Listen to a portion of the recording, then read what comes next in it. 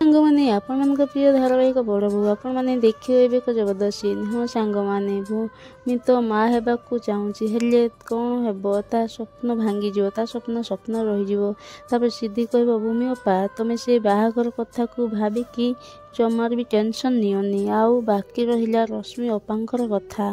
ଆମର ବହୁତ ବଡ଼ ଷ୍ଟ୍ରଙ୍ଗ ଟିମ୍ ଅଛି, ସେ ଆମର କେବେ ବି ଜିତି ପାରିବେନି।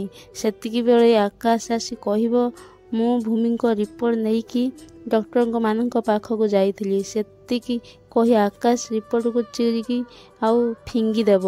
ତାପରେ ଆକାଶର ମା କହିବ, ଆକାଶ ତୋ ମୁଣ୍ଡ ଖରାପ ହେଇଯାଇଛି କି? ତୁ ପାଗଳ ହେଇଯାଇଛୁ କି? ତୁ ଭୂମିର ରିପୋର୍ଟ କ'ଣ ପାଇଁ ଚିରିଦେଲୁ? ସେତିକି ବେଳେ ରଶ୍ମି ଆସି କହିବ, ଲାଗୁଛି ଭୂମି ଆଉ କେବେ ମା ହେଇପାରିବନି। ତାପରେ ଆକାଶ କହିବ, ହଁ ରଶ୍ମି ଯାହା କହୁଛନ୍ତି ଠିକ୍ କଥା କହୁଛନ୍ତି। ଏକଥା ଶୁଣି ସମସ୍ତେ ଆଶ୍ଚର୍ଯ୍ୟ ହୋଇଯିବେ। ହଁ ସାଙ୍ଗମାନେ, କ'ଣ ଭୂମି ସତରେ ମା ହେଇପାରିବନି କି? ଏକଥା ଶୁଣି ଘରର ସମସ୍ତେ ଯେତେବେଳେ ଆଶ୍ଚର୍ଯ୍ୟ ହୋଇଯିବେ, ସେତିକିବେଳେ କ'ଣ ନା ରଶ୍ମି ବହୁତ ଖୁସି ହସୁଛି। ହଁ ସାଙ୍ଗମାନେ, ଆପଣମାନଙ୍କୁ କ'ଣ ଲାଗୁଛି? ରଶ୍ମି କ'ଣ କିଛି ରିପୋର୍ଟ ଚେଞ୍ଜ କରିଦେଇଛି କି? ଆମକୁ କମେଣ୍ଟ ମାଧ୍ୟମରେ ନିଶ୍ଚିନ୍ତ ଜଣାଇବେ। ଜୟ ଜଗନ୍ନାଥ।